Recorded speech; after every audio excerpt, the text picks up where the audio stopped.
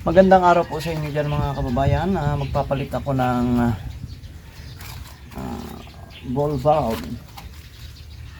Kasi tingnan nyo po, may leakage na ito. Sira na, kinalawang.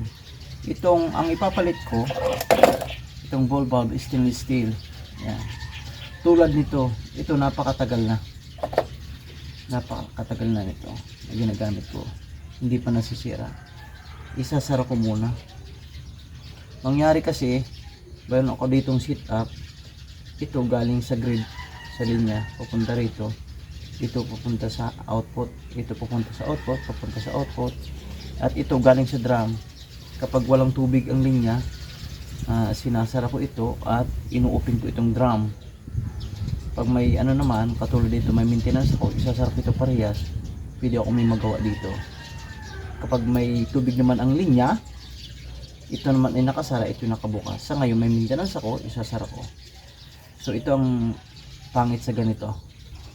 Kasi brush ito, tapos ito ay hindi. Kita nyo naman, kinalawang na. Kaya ang gagawin ko, tatanggalin ko siyempre. Ito naman, kapag tunis natin ito, madali lang ito. Yan, ganito lang.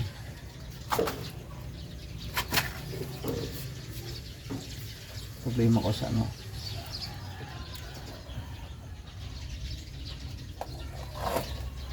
subukan natin ito. Ayan.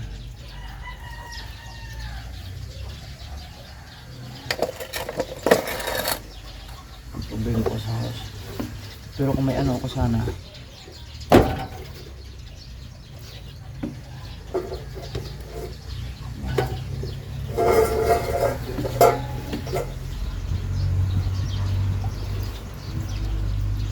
lawang na, pati ang sulod nito may kalawang na rin, pati ang laman.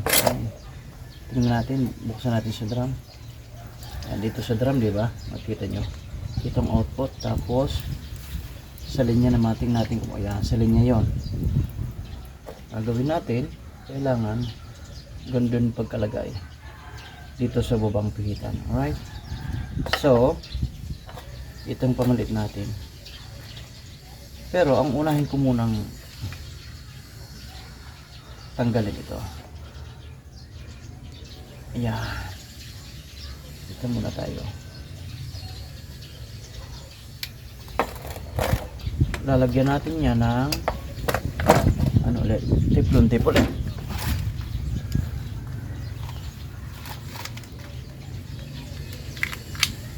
Lalagyan ulit natin ng sarado.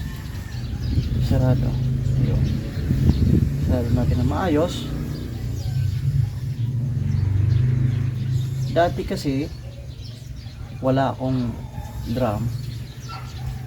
Minsan kapag may maintenance ang grid line,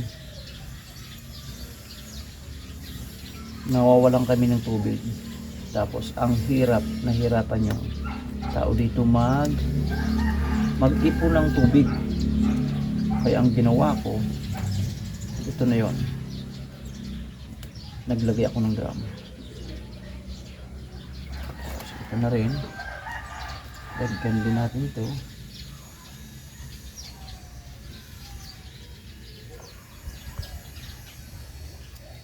Additional. Itong hose na ito, ang output nito ay papunta naman sa aking isang washing machine na nilalagyan ng tubig.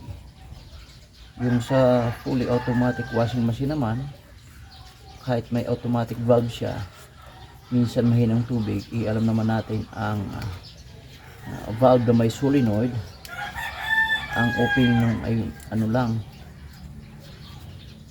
konti lang opening nun. Tapos maliban sa konti ang opening nun, pag mahinang pressure, hindi siya masyadong haagos. Kaya sabi ko pwedeng gumamit nito. Yung ilalagay na lang sa tab yung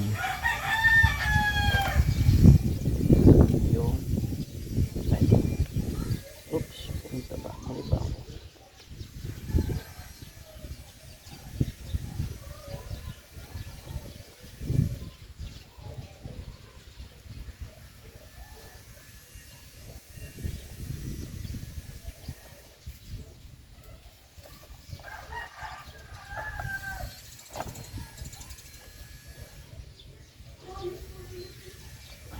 Ayun.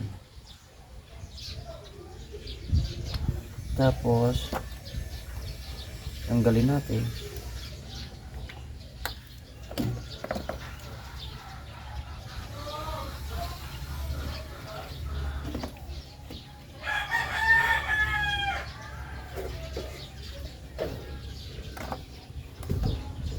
Yan, pilipitin natin para may bango tayo. Tingnan natin.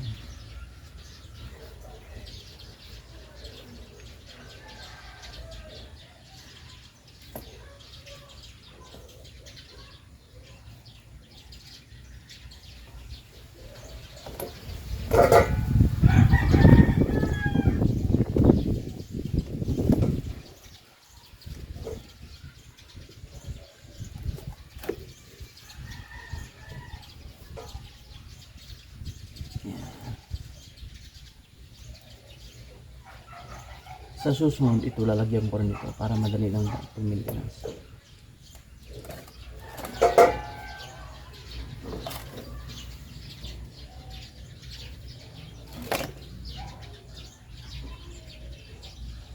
Ayun. Ayos na yan. Napakahigpit na. Tapos,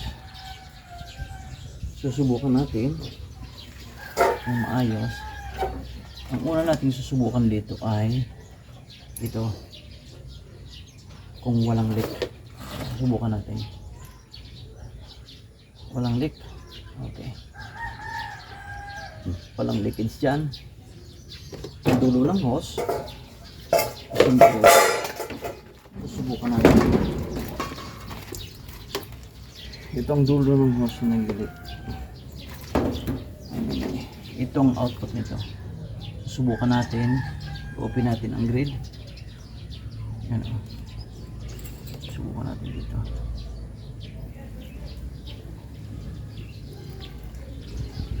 Ayun. Dali siya. Perfect. Dahil sa ito medyo tigas-tigas din i-open kasi sa rubber niya, siyempre sa silyo.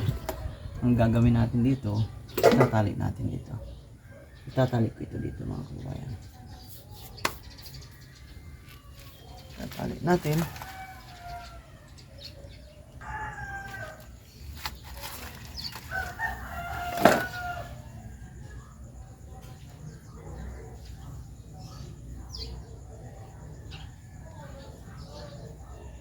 Itatali natin to para may lakas sa pag sara at bukas.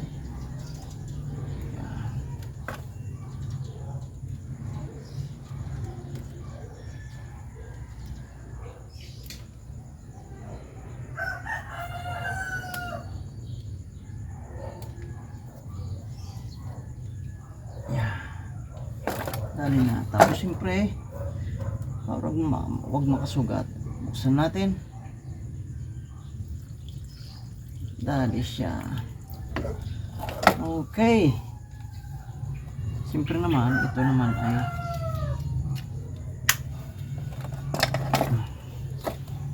ito, napakatagal na. Stainless steel. So nagpalit na ako. Ito hindi pa. O, tingnan mo, matatanggal na rin. Bibili ulit ako para palitan yan. Kita nyo ang nangyari, oh, may awang na konti. Nasa posisyon na siya. Yan, oh, kinalawang ng husto. Okay mga kababayan, maraming salamat po sa inyong panonood.